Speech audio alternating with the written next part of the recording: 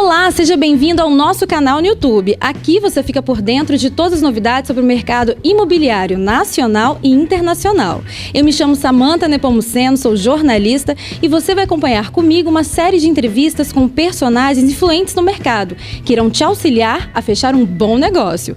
O portal ProRei apresenta o quadro Personagens do Mercado Imobiliário.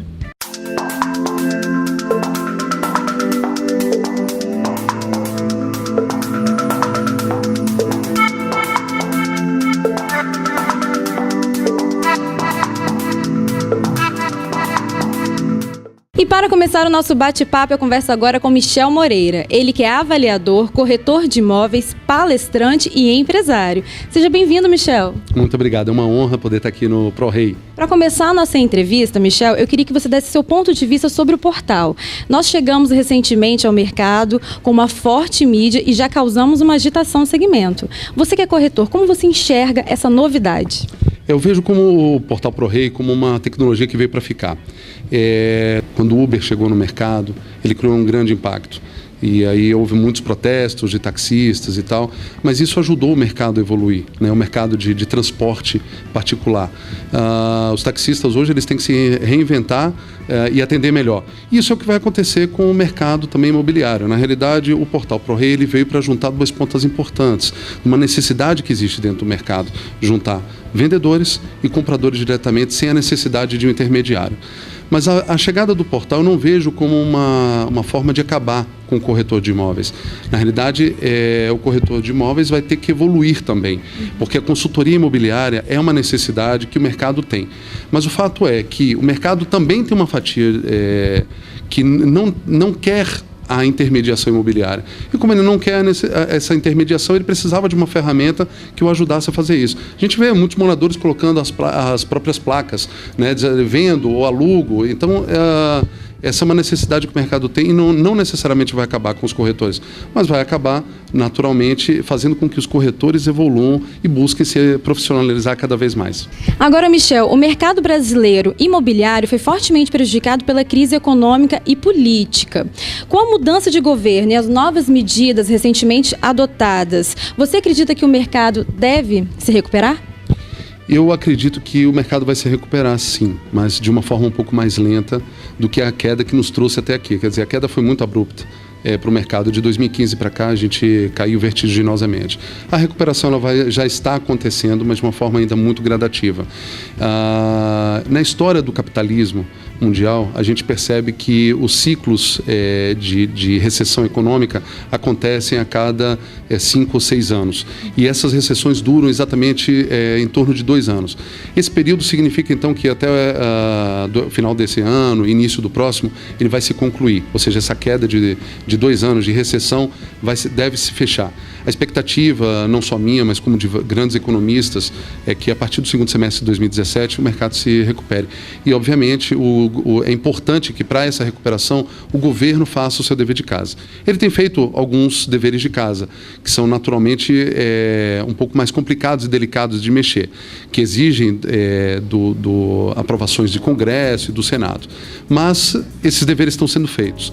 E acredito que no segundo semestre de 2017 o mercado realmente já comece a levantar. A gente está começando a empatar, mas daqui a pouco acredito sim que o mercado vai melhorar significativamente e o mercado imobiliário vai ter muito a ganhar com isso, né? Vai ser um dos motores, é um dos principais motores da economia. É o que a gente espera, né? Michel, mudando um pouquinho de assunto, as pessoas brincam que as duas maiores empresas no país aluga-se e vende-se. E sabemos que existem muitos imóveis à venda e também para locação disponíveis há muito tempo. O que isso pode significar? Será que o modo que os profissionais estão praticando essa venda ou de repente os preços estão muito altos? Ou será que é a culpa do momento que o país enfrenta esse grande número de imóveis parados, podemos dizer assim? Samantha, essa é uma conta fácil da gente entender. Existem 2 grandes grupos que cresceram significativamente nesses últimos 2 anos. O primeiro grupo é o de desempregados, que aumentou significativamente. Essas pessoas estão desempregadas sem condição de manter os imóveis que têm. Por outro lado, a gente tem um outro grande grupo que cresceu também significativamente, que tiveram as suas rendas reduzidas, ou porque realmente tiveram que fazer uma renegociação dos seus contratos, ou mesmo porque algum parente que ficou desempregado e ele teve que sustentar, significa que a renda dessa família reduziu. E com isso, as perspectivas de conseguir manter aquele imóvel vão se reduzir significativamente. Então, ele antecipando essa situação, ele já coloca seu imóvel disponível para venda ou para locação. Então, por outro lado, nós temos um grupo que não é tão grande assim, que é de compradores, de pessoas que ainda têm poder aquisitivo para poder fazer compras. Então, ou seja, nós estamos falando de 2 grupos grandes para um grupo que está um pouco mais restrito. E isso mostra que o mercado ficou mais restrito, de fato. Então, a oferta de imóveis está muito maior do que a quantidade de procura que está acontecendo dentro do mercado. Então, com essa conta, dá para a gente entender o que está acontecendo com o mercado. Samantha, outro ponto importante que eu tenho percebido no mercado é que as negociações não pararam, elas continuam acontecendo. Mas o que eu estou percebendo é que, como o mercado, a economia está um pouco mais restritiva, os compradores estão levando mais tempo para tomar a decisão de compra, obviamente por conta do receio. Mas as negociações continuam acontecendo, negócios continuam sendo fechados. Agora, leva mais tempo. Por outro lado, também tem levado aos vendedores terem que ser mais flexíveis nas suas negociações. Ou seja, quem flexibiliza consegue fechar negócio. Ou seja, redução de preço, uma condição de pagamento mais facilitada, leva a fechamento de negócio. Quem continua se mantendo rígido num preço mais elevado ou numa condição pouco atrativa, dificilmente vai conseguir fechar negócio. Então, esse é o cenário que nós estamos encarando aí. Por isso é a dificuldade de vender ou de alugar. Mas é só por isso. Não significa que os negócios pararam. Não pararam. Continuam acontecendo. Mas, obviamente, numa velocidade um pouco mais lenta. E, Michel, ainda nesse assunto sobre a valorização do imóvel, né, os valores a serem vendidos. Recentemente você publicou no portal ProRei, em sua coluna, um artigo com o nome "Quanto vale o seu imóvel?". Para quem não acessou o portal, para quem não leu o artigo do Michel, eu queria que você explicasse de uma forma bem resumida o que você quis dizer nesse artigo, quais seriam as dicas, por exemplo. A grande dificuldade que qualquer vendedor tem de definir o preço do seu imóvel, quanto é que realmente vale o meu imóvel. Então, Samantha, a melhor forma da gente chegar ao preço que o mercado está disposto a pagar pelo nosso imóvel é fazendo uma pesquisa. Essa pesquisa ela tem que ser balizada nas referências de mercado. Hoje está fácil, com tantos sites de imobiliárias e até outros portais, como o próprio ProRei, de consultar qual é o valor que as pessoas estão ofertando. Eu dou preferência para que a pessoa consulte, principalmente imóveis que foram fechados. Isso é relativamente fácil quando é dentro do próprio prédio da pessoa. Então, se ele mora num prédio, ele consegue saber os apartamentos que foram vendidos e, conversando, ele consegue saber até o preço que foi fechado nesse negócio. Então, que ele dê preferência para isso. Mas se na pesquisa dele, ele só consultou imóveis que estão sendo ofertados, eu recomendo, inclusive, ele dar um descontozinho nesse preço médio encontrado de 5% a 10%. Por quê? Todo negócio que é ofertado não é necessariamente aquilo que a gente fecha, não é no preço que a gente fecha. A gente sempre acaba, numa negociação, dando um descontozinho de 5%, 10%. Por isso é que a gente tem que fazer essa compensação. Então, lá no site, eu dou um passo a passo muito bacana de como a pessoa pode fazer essa pesquisa. Inclusive, montei uma planilha para ajudar essa pessoa a fazer essa pesquisa. Ele já vai preenchendo lá alguns campos e a planilha automaticamente já dá o preço sugerido do imóvel, inclusive com preço máximo e preço mínimo. Esse preço mínimo já dá inclusive o desconto de 10%. Então eu recomendo, vai lá no portal ProRei, procura essa matéria e baixa a planilha que vai te ajudar bastante a chegar ao preço do seu imóvel. O Michel já possui 10 anos de experiência no mercado imobiliário. Então, por isso, por toda essa experiência, eu queria saber quais são as suas dicas para os proprietários que desejam anunciar os seus imóveis no portal ProRei. Samantha, eu acho que o principal seria tirar boas fotos do seu imóvel. E aí tem alguns cuidados que são importantes serem tomados, por exemplo, quanto à luminosidade, a iluminação que essa foto vai ter. Então, mesmo que seja durante o dia e o apartamento tem uma excelente iluminação, acende as luzes internas do ambiente que ele vai tirar foto, isso vai ajudar bastante. Agora, não tem coisa pior para um site do que expor fotos com ambientes até desarrumados ou desorganizados, né? Eu já tenho visto algumas coisas aí, por exemplo, o pessoal tirando área de serviço com peças íntimas, toalhas penduradas, varal. Chega a ser, né? Trágico. e banheiros com toalhas penduradas ou até desarrumadas, quarto de criança. Então não, eu recomendo dar uma organizada, porque apesar do imóvel não ser vendido com os móveis, com o mobiliário, a pessoa ela quer ter uma noção do que aquele ambiente pode proporcionar de decoração. Então quanto mais organizado tiver, excelente. Outra coisa importante também, outra dica que eu dou é com relação ao estado de conservação do imóvel. É importante, quer dizer, estar uma pintura em dia, se não tiver condição para isso, pelo menos que o preço esteja condizente com a condição que o imóvel está, porque a pessoa tem que pensar o seguinte: bom, para pintar um imóvel, fazer uma reforma aqui para deixar ele em condições, quanto é que a pessoa vai gastar? Vai gastar 5 mil, 6 mil, 7 mil? Então ele dê esse descontozinho já no imóvel, porque ele sabe que aquilo ali vai precisar de uma reforma. Até porque, normalmente, no imóvel que ele vai vender, deve ter outros no mesmo prédio, com preços que podem estar até com uma condição bem mais conservada, mais organizada, e isso sai na frente. Então, imóveis organizados, com bom estado de conservação, acabam saindo muito na frente. Agora, Michel, quais são os imóveis mais fáceis de serem vendidos? Samantha, fácil de ser vendido hoje é um conceito muito relativo, até pelo que nós falamos anteriormente, ou seja, a oferta está muito maior do que a procura. Mas os apartamentos que têm sido mais fáceis de serem comercializados são os de 2 e 3 quartos, tá? Compactos, localizados normalmente em bairros com boa infraestrutura de comércio e lazer.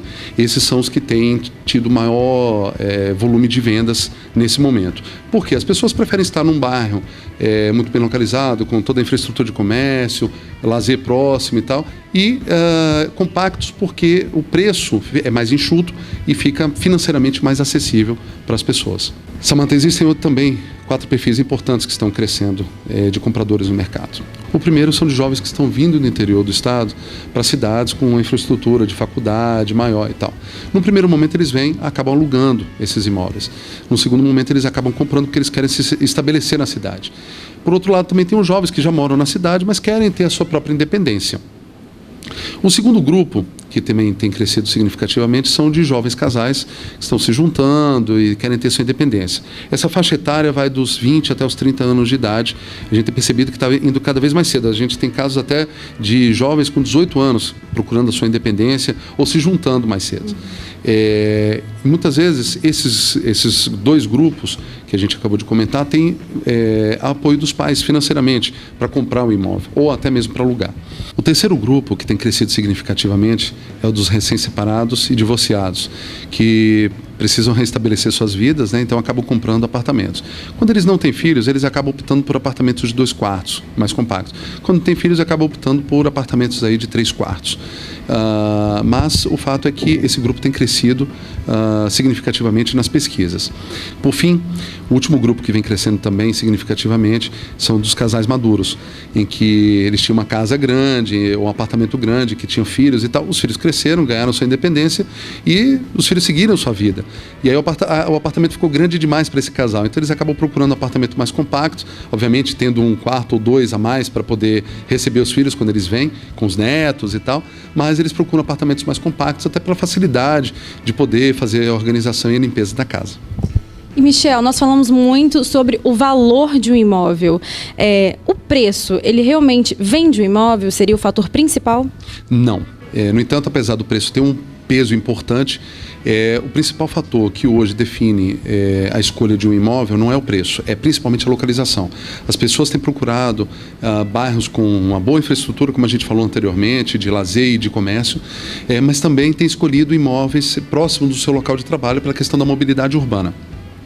Após esses itens, é que, obviamente, o preço vai ter um impacto importante. Mas, obviamente, ele procura dentro de uma região que, para ele, é mais interessante. Naturalmente, a localização ela também tem uma ligação direta com o preço. Ou seja, bairros mais procurados, bairros mais nobres, têm preços mais elevados.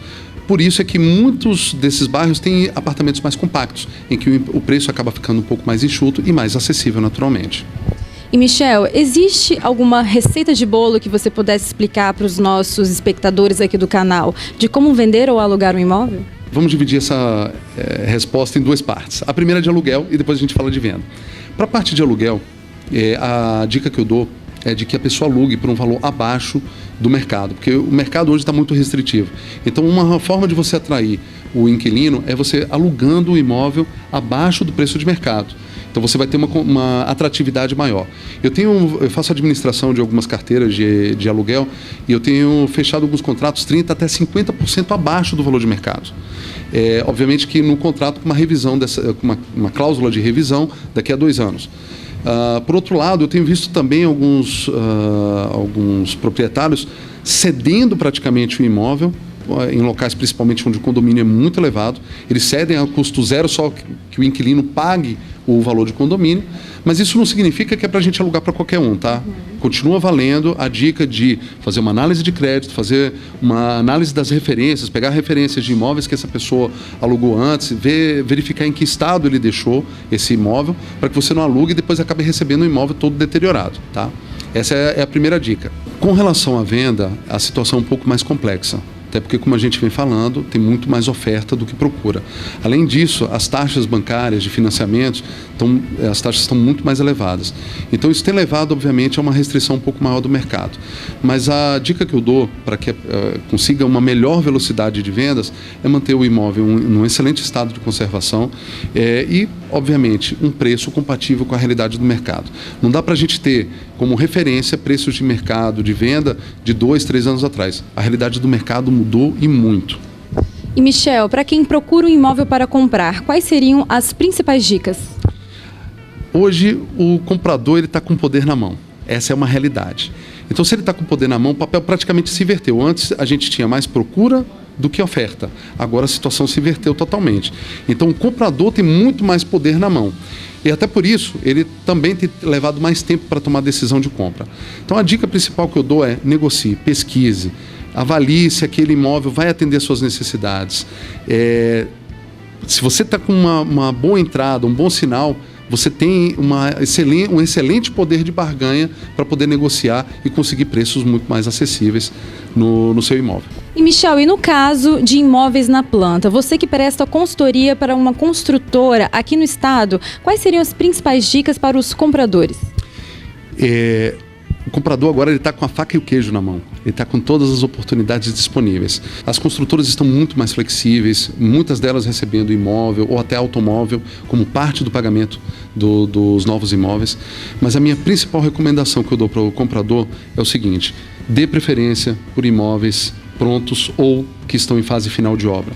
Essa crise pegou muito fortemente o mercado imobiliário e não vai ser raro algumas construtoras acabarem atrasando as suas entregas, até porque a velocidade de vendas, como caiu muito, naturalmente também pode afetar o fluxo de construção desses prédios. Então, dê preferência por imóveis prontos ou que estão já na fase final de obra e acompanhe de perto essa fase final de obra. Assim não vai ter nenhum problema. Para evitar dor de cabeça, exatamente. Michel, muito obrigado por participar desse bate-papo. Eu tenho certeza que esclareceu todas as dúvidas dos nossos espectadores. Muito obrigada mais uma vez. Muito obrigado, foi uma honra estar aqui com vocês hoje. Muito obrigada por acessar o nosso canal e eu espero que tenha esclarecido todas as suas dúvidas. E caso tenha mais alguma, é só acessar o nosso portal www.prorei.com.br ou deixar uma mensagem inbox em nossa página no Facebook. E não deixe de curtir a nossa página, seguir o nosso perfil no Instagram e se inscrever aqui no nosso canal.